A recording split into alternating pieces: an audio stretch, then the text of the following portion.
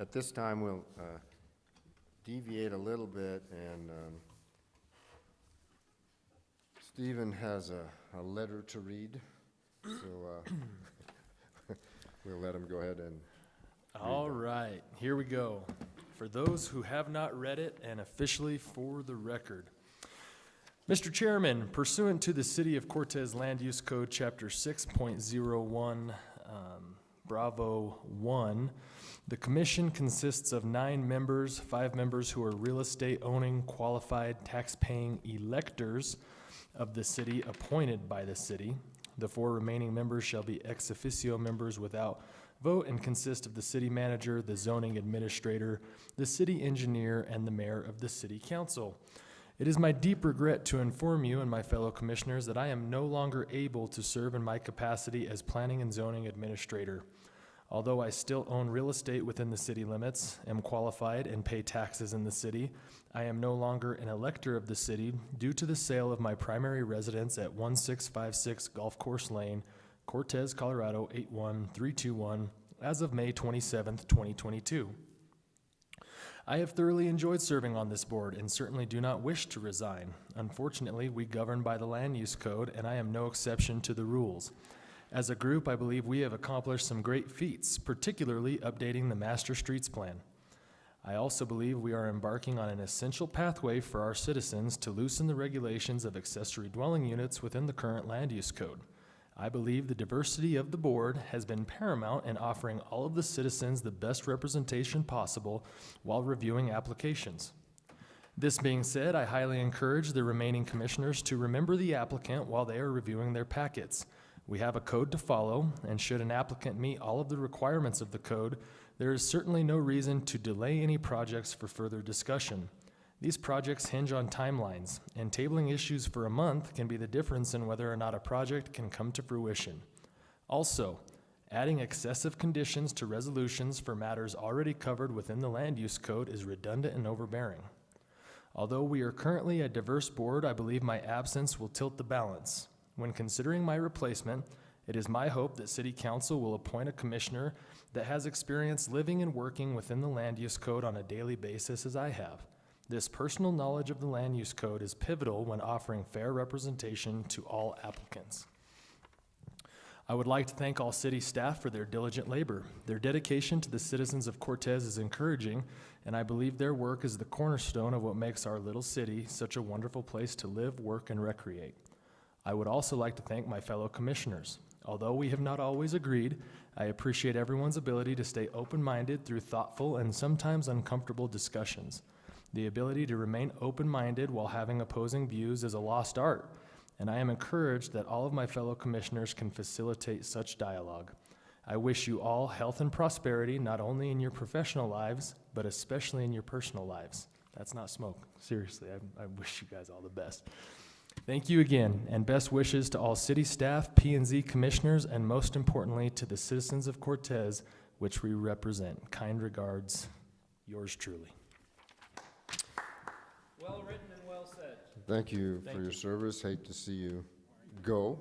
To be determined. Rachel will get with HR, whoever, and get the position posted as quick as possible and get moving on it so City Council can get somebody appointed. But thank you, Stephen. Thank you all Enjoyed it. very much. Thank you, Stephen. Best wishes to you too. Oh, man, such a dramatic. All right, bye, County Dweller. Oh, nice. It's a lot more liberating over there. Moving on, we'll move on to public hearings and new business. Aren't we gonna approve the minutes? Oh, I'm sorry. Yeah, I missed that. I move we approve the minutes for the I second. May 3rd, 2022 planning and zoning meeting. I second. Got a motion and a second to approve the minutes. Any discussion? Let's proceed to vote then. McDaniel, Yes. Levy, Yes. Scorts, Yes. Remy. Yes. Now we'll move on to number 3. Public hearings, none. 4, new business, review some county proposals. Nancy, you want to update us a little bit?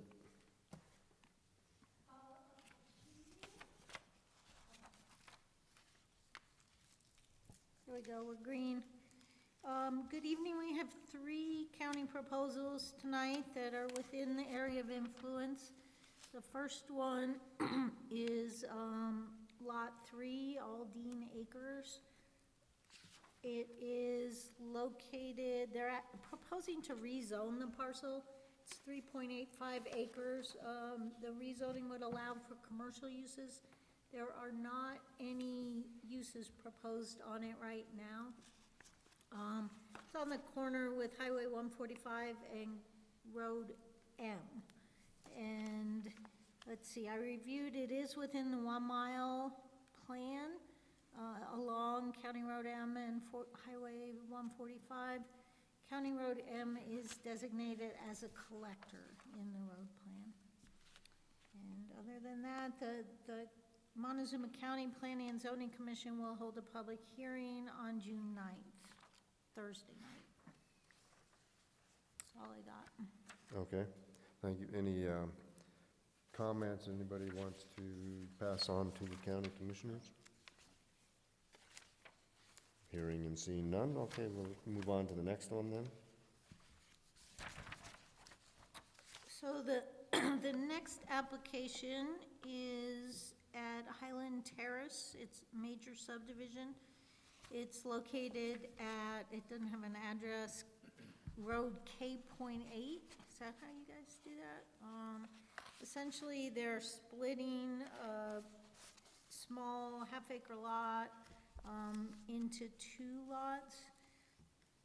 According to their application, it was subdivided once before and consolidated. They're re-subdividing it again. The property is within the 1 mile road master plan. Road K.8 is not designated or on the road master plan. Any comments? So they're splitting 1 lot into 2? Yes. Oh, okay. I believe it was 2. You can kind of see that it previously it had been 2, and they consolidated it, and now they're taking it back to 2. Wait, say that again. Previously it'd been 2 and they're taking it back to 1? Or to 1, yeah, I said that wrong. Okay. I don't have any comments. Anybody have any comments on that? Okay, guess that's their preference. Okay, thank you. Move on to the third one then. Okay, the last application for the county is a slightly bigger project where they're calling it an after-the-fact high impact and special use permit application. With also commercial plan unit development application. The basic idea here is that they will be adding an apartment complex of 6 new apartment units. There's already a 5-unit apartment complex on the property. It's located at 6572 County Road 24. The property is right on the border of the 1 mile area of influence. I think it was actually split by it a little bit, but it is not within the road master plan area. Again, that's all I've got on that one.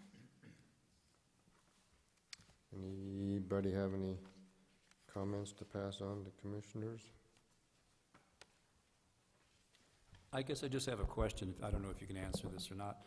I thought I was informed in the past that it was nigh on impossible to get high-density permits in the county, but here we have 11 apartments, so it is possible the county does permit high-density? Yeah, and I need to tell you, I don't know that much about the county's process. It is in an interesting area, I can see there, with a lot of mixed use and junk, but they do already have the 5 units, and they're adding 6 more. Okay, thanks. All right, seeing and hearing none, let's move on to unfinished business, and Nancy, update us on what's going on there. Okay, so I put in your packet a draft of the existing code on accessory dwelling units with proposed revisions that we've been talking about. I think since this time, though, we had a quick discussion with the city council about public process for the accessory dwelling unit revisions, and one more I'll talk about in a little bit. And we decided that we're going to do some public outreach on this accessory dwelling unit revision. We have developed a brief survey for the public that they can respond to on SurveyMonkey. We're gonna have some paper copies. We're gonna set up at Third Thursday in 2 weeks and just talk to people. See what their comments are, see what they think about accessory dwelling units. Do they like them? Do they want them in their neighborhood? Do they not? Do they think it's a good option for the city? So Third Thursday, we're gonna be out there with really open-ended conversations with the public who wish to engage with us.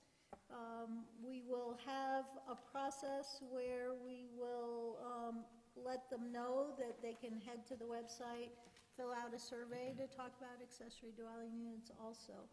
We were tentatively looking at somewhat of a fast track to get the code amended, but I think that we might want to rethink some of those dates. The fastest track we could do would be your next meeting, have a public hearing.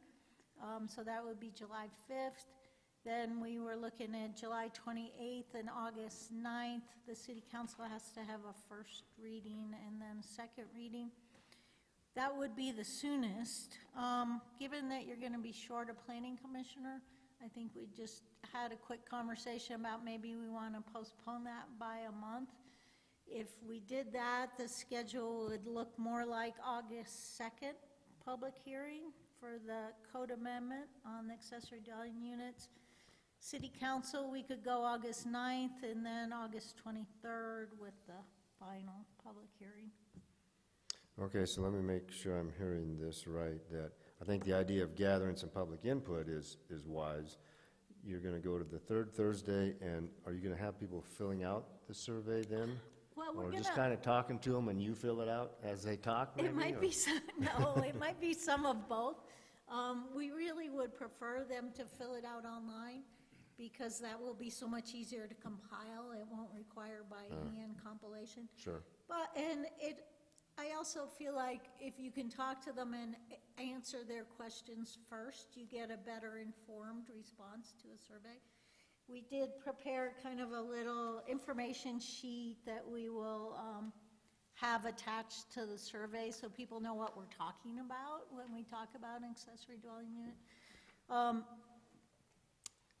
But there's always going to be that faction of the public that is averse to technology and does not want to go online. So we feel like it's best to also have paper copies of a survey available. Sure. So they have booths there. Are you going to, We're going to share Share. the booth with water. Yeah, with the water conservation efforts. okay. Any town hall meeting at all for more public input? I think we'll use your public hearing for that session. Okay. That was our thought anyway. So I have a question. In asking people and having people fill out the survey, is this going to be limited to people who live within Cortez or anybody from anywhere at any time? People visiting from somewhere else? What? We're going to have that, be able to divide the responses. So we'll let anybody fill it out, but they're going to check whether they're a city resident, county resident, somewhere else, and then we can show you the different responses. Okay. Okay, because I think it's critical that we have people from the city giving input on this. And I have a second question. I've asked twice before for this City Lab report, and you said you're going to get it. Do we have it yet? No, I gave it to you at the last meeting. No? Now, at the last meeting, I asked you if you could get it, and I never received it. I don't know if anybody else ever did, but I certainly didn't. I had it, it didn't have a lot of facts, though. Okay, because, it was titled Instantly Created Affordable Housing. That's why I wanted to check what their metrics were, how they defined affordable housing. But if you have a copy of that, I'd still like to get it. Is that like affordable gas? Right. That's why I rode my bike down here to this meeting. Okay, well, that sounds good, Nancy. Did anybody else want to ask her questions? I'm not going to be here on August 2nd. So there's that. I would like to be part of the discussion, but I suppose I could submit things in writing beforehand if you guys really care. And then I think we need to look at, just on this revision, it's got, as a suggestion, it says any zone in the city, and as a conditional use, and I wonder, do we really want to do any zone in the city? And that might be something to look at. Just bringing it up. There might be some neighborhoods that are already, dense, and it might not be appropriate. Well, and that was on the survey, wasn't it? Yes. Yeah, okay. Yeah, it'll be good to bring that information and summary to us and see what there is. You can be at the July meeting? Yeah, Okay. I will be at the July meeting, I think. It's the August one. It's August that I'm going to be Okay. not in this country unless Right. things change. Yeah. I'm sorry, I'm confused. Were you talking about an overlay district a second ago, Becky? Is that what you said? No, I was just saying, maybe there are certain districts that, upon examination, we might think it wouldn't be a good idea to have accessory dwelling units. I'm just throwing that out there. Because I- once before at another meeting, you suggested maybe have an overlay district I for did. accessory dwelling units. I Sure. think that was a great idea that you brought up, so Okay. perhaps that would be on here. I'm just thinking of a, way to, there's lots of different ways to allow it to expand in certain places where it makes sense and prevent it in places where it doesn't make sense based on characteristics of the neighborhoods already, That's all I'm just throwing that out there as an option. I don't have a bias right now, it's just something to. Right, I agree. I also have, if you're done, I have another question about, on the questionnaire, question number 4. It says, if more ADUs were available, how likely are you in the next 5 years to pursue living in a property of an ADU? I think we really need to have in that question a square footage. Would you be willing to live in a 500 square foot ADU? Would you be willing to live in a 600 square foot ADU? Because, sure, I'll live in an ADU, but I don't know at this point, question number 4, how big that might be or how little that might be. So I think it's really going to be helpful if you put in there at different square footages, perhaps. Lance, comments? I have a question too, I think, or just really basically a statement. I think we need to, I think speed is necessary in this. Being one that's kind of looking around for a different house and seeing different houses advertised, room for an ADU or room for a mother-in-law suite and stuff like that in areas where it's not approved yet and everything. It seems to me that if we handle this quickly and efficiently, that will stop. I mean, I would, like, for me, example, I don't spend $600,000 or $700,000 like Stephen, but I'm just retired, and my budget is more in the $300,000 range. But I mean, I have a rich roommate. But anyway, I mean, I just think it's important that we get this handled and move on from it, and make sure that it's a fair document or a fair suggestion as to what we do, because I do see it, out of 5 or 6 houses that I've looked at, all of them said the same thing. Well, you could build an ADU back here, or this is perfect for a mother-in-law suite and stuff like that, when in fact it's not set in the land use code as yet. So my statement is that we try to advance this along as quickly as we can without making major errors. That's an interesting marketing standpoint from the real estate field, and interestingly enough, my license in Arizona, we shouldn't be making those types of comments, but it's a different state, anyway. Yeah, it's interesting. I did mention I was going to get a chance to go out to Westview and look at one of their cabins, and I did. I looked at the small one. It was very adequate. It had a bottom and top washer and dryer that if you didn't have that there, you could even have more storage. And it even had a computer desk area in the kitchen area, and it was 520 square feet. So, yeah, that was the small one, and people were in the other ones, I didn't get a chance to. So 520, it seemed very, very adequate. Just depend on how much junk you have, I guess, so. Okay. Let me add on to what you just said, because my home that I live in, the original house, was built in 1940, and then an addition was put on. And each side is about 500 square feet, and that original house, I agree also, is quite adequate for this. So I'm looking at the 500 square foot, and when we get around to looking at it, you gave us another copy of the existing code with revisions. I'd like to talk about that at that point, but yeah, I agree with the chairman. Okay, Nancy, it'll be interesting to see what information you bring back to us, and we'll have that as a discussion item on July anyway. Okay, any other items of business anybody needs to bring up? Well, I wanted to discuss something on this ADUs. We're not done with it yet. Because you did give us this new revised existing codes with revisions in our packet for tonight, correct? Yes. Okay. So a couple of things. Something that came up under item B, subsentence B there. The parcel must contain an existing or proposed single-family unit that is or will be occupied by or otherwise reserved for or used by the property owner.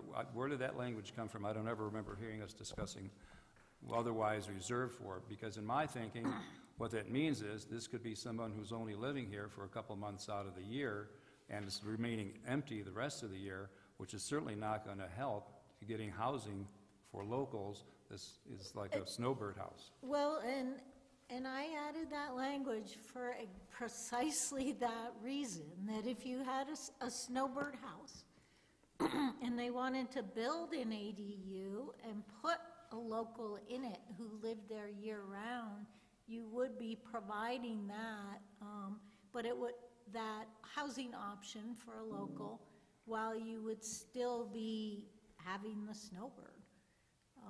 And, part of that is coming from me. I've worked a lot in resort communities where that's a very attractive option for snowbirds. To have someone on the property year-round that can keep an eye on it. It also provides a great housing opportunity for a local, a teacher, or someone that works here that wants to live in a single-family type environment, can't afford their own home right now, or maybe a college kid, whatever. It provides another housing option. So Well, is there anything? I added that. So. Thank you. Is there anything in these revisions that says the person living in the ADU has to live there year-round, or can that person be a snowbird too? I think we do have that.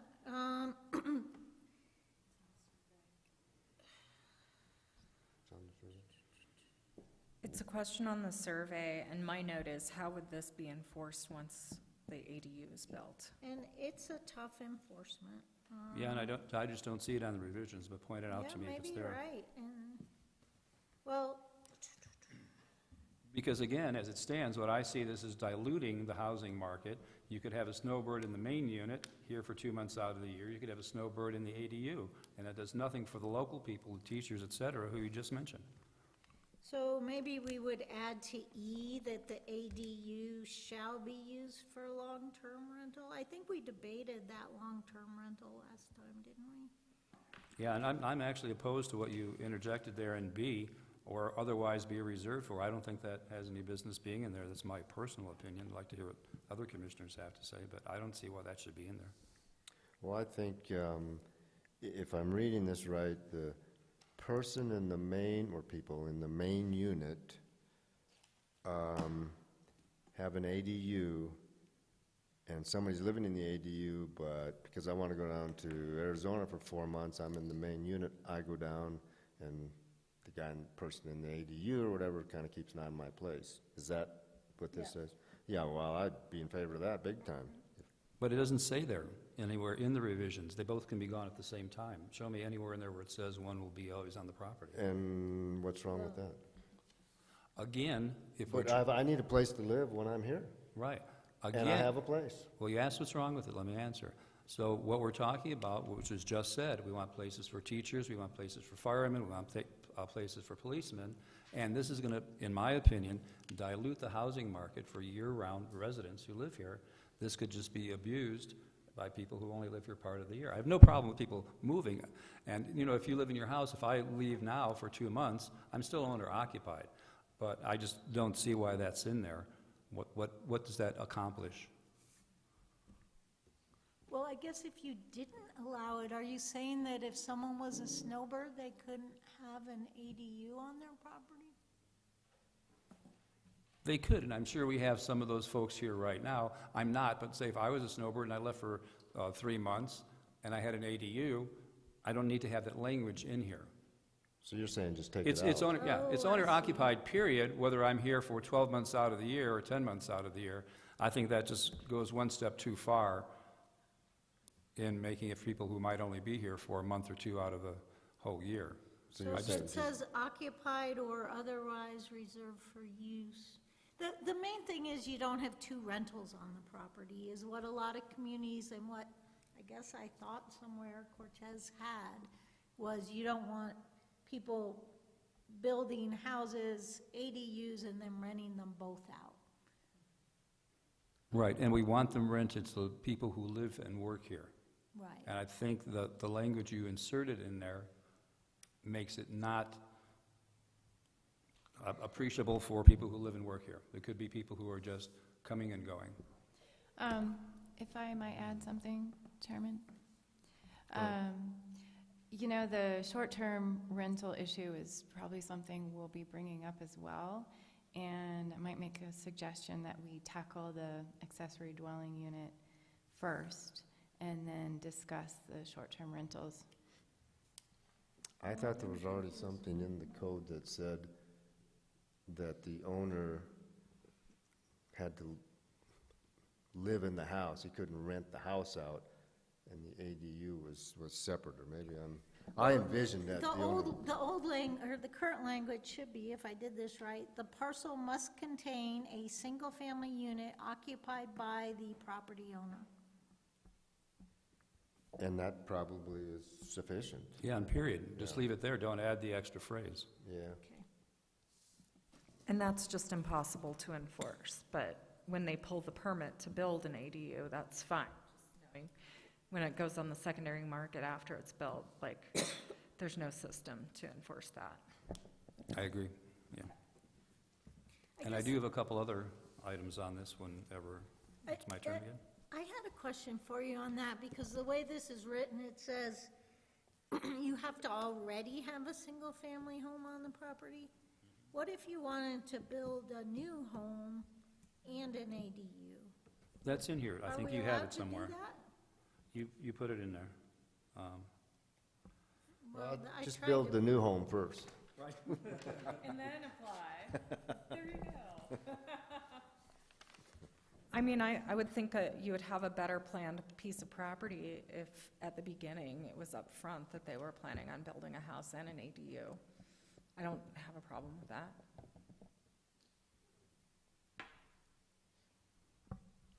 Okay. I'd like to move on unless anybody still wants to talk about that. Also, in paragraph or sentence D, where you have there in red, do you want to add a total square foot limit? I think the last time we had discussed having a total square foot limit, and I would like to put one in there. We had discussed 600 feet.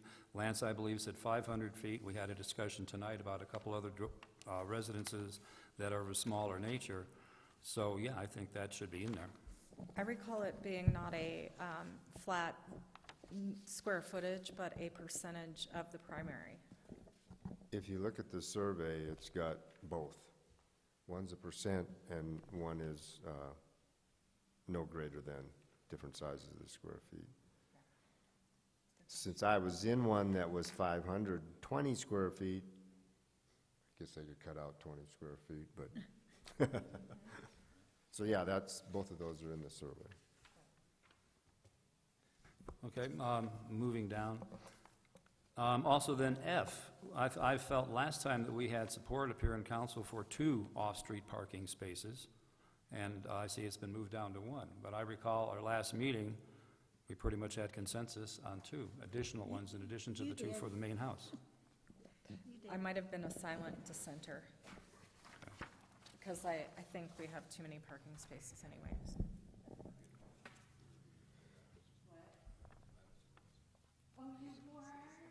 And that's also on the survey. So I think the red line and the yellow things are merely suggestions, and I think the survey will bring back more information for us to look at specific wording of things, unless I'm off base. But I'm interested to see what you bring back as far as summary and stuff. I agree. And my last one, I'm not done yet. My last one, though, is G. We had discussed an addition, whatever standing in G is fine, but we had discussed having an addition to G in my notes from last month, saying something along the lines of a design that complements the principal dwelling in terms of materials, colors, design, and roof lines. So I wrote that down after our discussion in May. And unless there's any objection, I would like to have that put back in. But what if the primary structure's a lot uglier than the one that they're proposing? I just want to say that for fun. Good one. No, that's a good point. I'll use the same materials, but make it pretty this time. I just had a situation where, when I worked in Palisade, and the Planning Commission really wanted to allow chain link fences in the front yard because chain link was a quality material. And it said quality material was allowed, and so it became an official quality material, but chain link is not an aesthetic. I'm just throwing that out there for fun. Okay.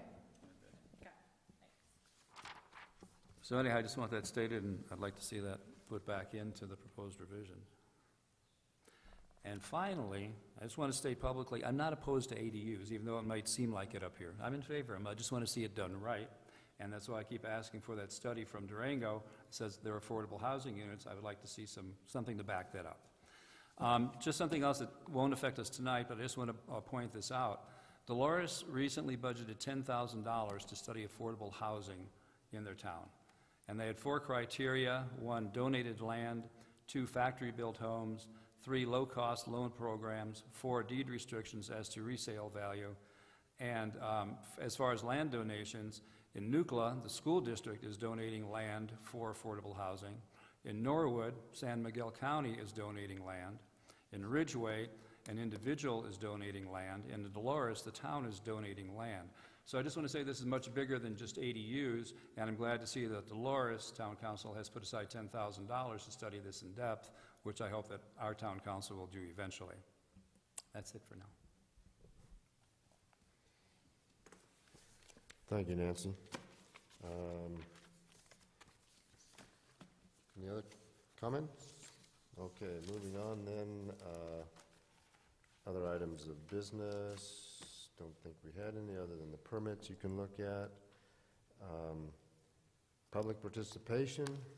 Anybody in the public want to address the commission?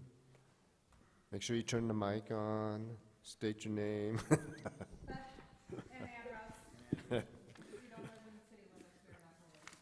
I've got it. Good evening, Planning and Zoning Commissioners. My name is Stephen Candelaria, and I own property at 1408 North Mildred. Is it vacant? Depends on what you consider vacant. I Technically might want to not. build on it. I'd probably get some. It's not vacant. Oh. A couple comments that I would like to make in regard to some of what y'all have discussed. In regard to the $600,000 number that I threw out there, I was specifically referring to the new subdivision off of County Road J, where they're selling homes between $600,000 and $700,000. I know. I just wanted to tell you where I got that number from. So there's that. In regard to people advertising, particularly realtors advertising what you can and cannot do, understand that realtors are not zoning specialists. Their job is to sell property and houses and what have you, and obviously all of their sales are commission-based. And I cannot tell you how many times in my own due diligence processes when reviewing properties to procure or to sell, realtors will state something that is false. It always falls back on the person going to procure the property, that they do their due diligence, check the zoning, and see what truly can or cannot be done with the property, because quite frankly, realtors are very good at what they do, and they sell properties, and sometimes they get it wrong too. So that should fall into the due diligence category, and nevertheless. I got to check these off as I go. I personally, it's my opinion that you should give the citizens the option, right? If you limit the land use code for accessory dwelling units to a particular zoning area, then it completely cuts out the other area. And I'm going to come back to what greased the wheels on this entire situation was the young couple that came in who had their residence in the manufactured home zoning. So if you put on there that it's only going to be certain zones, but let's say that per the land use code, that is the only thing that kicks them out of allowing an accessory dwelling unit on their property. Let's say that they can meet the setbacks. Let's say that they've got the proper amount of area to accommodate it. Let's say that they can meet the architectural satisfactions of whatever's put into the code, right? But everything is perfect except for the fact that they're in the wrong zoning, which is no fault of their own, right? If you make it a conditional use permit or a conditional use approval, it at least gives them the option to approach city staff and to approach the commission such that they have that opportunity. Whether it's approved or not is a moot point, but at least they have the chance. If you completely kick out all of the zoning, then those people don't have a chance, even if they may or may not have the qualifications on their particular property. So I would encourage you all to think of that. Moving on, roof lines, etc., architectural, making things match. And don't get me wrong, I'm all for trying to make the neighborhood look the same. But if the primary residence has a 12-12 pitch roof, for example, are you going to force the ADU to have a 12-12 pitch roof? I would encourage you not to, because 12-12 trusses are incredibly more expensive than 412. The land use code already addresses that you can have a 412 pitch. That's the minimum pitch that you can have in the city of Cortez, or is it 312? I think it's 412. Nevertheless, guys, when we're talking about projects and we're talking about making budgets affordable for workforce housing and what have you, every line item that we increase, if we force people to buy more expensive things, it will kick the budget up, therefore defeating the purpose of what we're trying to do. Accommodate more inventory to decrease the cost of living, right? So I would encourage you to think from a contractor standpoint and what is going to make or break the budget. Now, moving on to the land use code as a whole. If we're talking about, I mean, obviously when we're talking about affordable housing and workforce housing are two totally separate things. Affordable housing is different to every single person in this room. It's stated that 30% of your average monthly income is what is deemed quote-unquote affordable. So guess what? That's different for every single person in this room. What we need to do is we need to allow our land use code to encourage developers and contractors to do more projects such that the budgets are feasible, okay? Here's a great example. I know a contractor who has a townhome project going on right now where there could have been more density on the project, which therefore would have allowed the infrastructure project or the infrastructure costs to be split amongst more units, therefore making each individual unit more affordable. But due to the current Cortez land use code, only 3 units were allowed on the property. Therefore, you have to split the infrastructure cost amongst a smaller unit, increasing each individual price, thus making it more expensive to the end user. Therefore, make the land use code less restrictive. I'm not saying open the floodgates. I'm just saying the land use code is restrictive. Consider what you can do to encourage developers and landowners and citizens at large to make their own affordable housing, whatever that is for them, for their income. In that case, was it based on the lot size? It was based on the zoning and what the minimum lot size is per individual unit. Yeah. Correct. Okay. So, thank you. I appreciate your time. I do have a comment, and I want to thank you in your letter that you read earlier about how it's great that we agree to disagree, because I want to point out one or two things just very quickly. Earlier, when you were talking about real estate agents saying things that might not be true, you said it's on the back of the buyer to do due diligence to make sure that that's correct.